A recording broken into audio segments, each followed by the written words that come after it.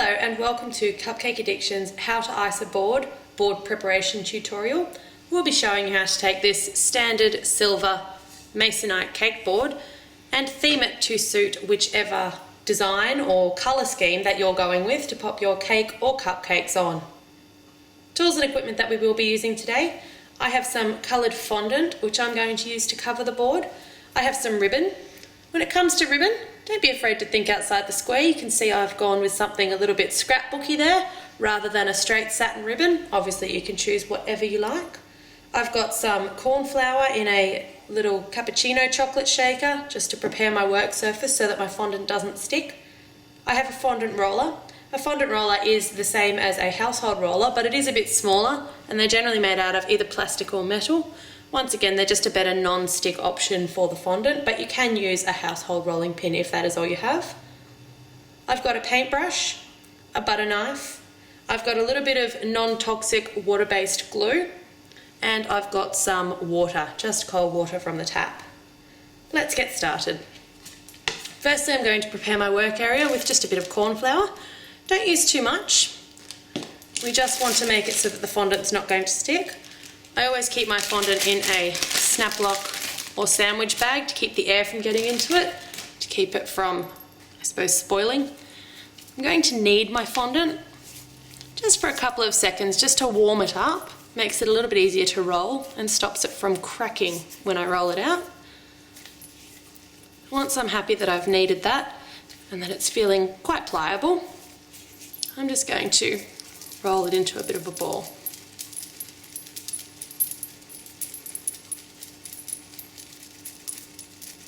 There we go. Guess it's more of a flying saucer shape. If you're doing a square board, you can obviously roll it in and then sort of squeeze it down into a square shape, but because we're doing a round board, we'll start it at a round shape. Pop that on the corn flour. Just give it a little shimmy through the corn flour just to coat the bottom of it before we start rolling. So I like to just roll my fondant one direction, then I turn the fondant and roll it the other direction. And I just repeat that until I'm happy that I've got something about the size of my board.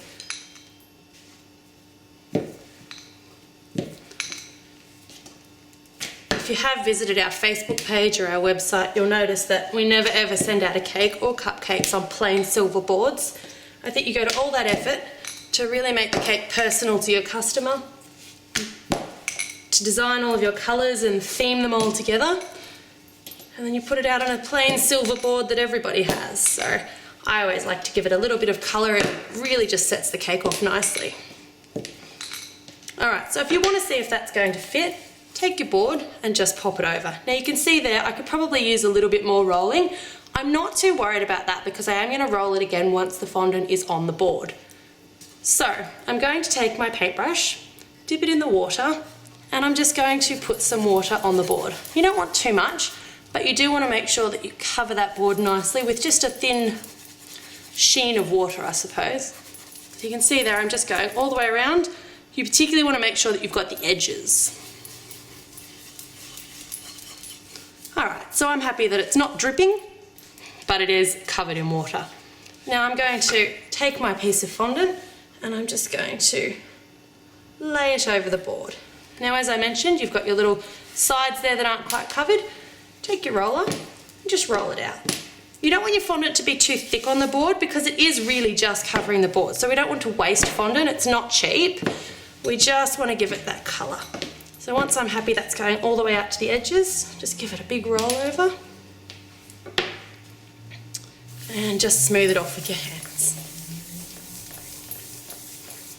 Alright, I'm going to take my knife. The easiest way to lift the board is just to pop the knife underneath it. Now, rather than cutting around the edges, I'm just going to use the side of my knife. Don't put the sharp side towards yourself. And you can see there, I'm really just running it along the side until you can see that silver coming through, and then it will all just pull off nicely, but you won't have a sharp, jagged cut, and you're not going to risk ripping the fondant. Alright, so we've now met up with our other side, and I'm just going to pull that excess fondant off. just around the edges there. You can see it's just coming away quite nicely. Now there's still a bit of fondant left on the sides of the board, so just run your finger around and just take off any excess fondant that's there. There might be a little bit of water. Try not to get the water on the fondant of the board. If you get a little bit, it doesn't really matter, but we want to keep it as neat as we can. Alright, so there you have your board that's gone from being a straight silver board to now being a nice bright red board, but we've still got our silver edges. So we want to take something. I'm just going to use a small bucket, which I'm going to turn on its end. Doesn't matter what you've got to put it on, just something that's smaller than the circumference of the board. So I'm going to go with a bucket, but you could potentially use like a bowl or something like that. Okay, so I've got my ribbon and I'm going to take my non-toxic glue. Now it doesn't really matter what sort of glue you're using because nobody's going to be eating this icing on the board, but I always do prefer to use a non-toxic just in case one of the kids gets overzealous. You can see there, I'm just going to run that glue along the outer edge. Doesn't have to be too thick, so if you do just want to take your finger and just disperse the glue along a little bit more, it'll save you using so much, and you really don't want too much because you don't want it to seep through that ribbon. And we're going to pop the ribbon around, just like craft. Make sure that if your ribbon's got a good side and a bad side, that you're aware of which side you have facing out, and just wrap it around.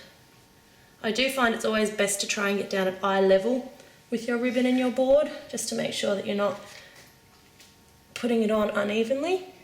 Take it all the way around, and because we don't like to waste things, I'll take a pair of scissors and cut it off exactly, and then just go around it and just press it onto the sides to make sure that it is nice and stuck. And I also like to take my fingers around just the bottom of the board and just make sure that all of that ribbon is in line with the bottom of the board, nothing's hanging over the bottom. So there you have a lovely board ready to go that's now perfectly teamed with our theme, and it's going to be a little bit more presentable than just the straight silver masonite boards that you see in the shops. Thanks very much for watching.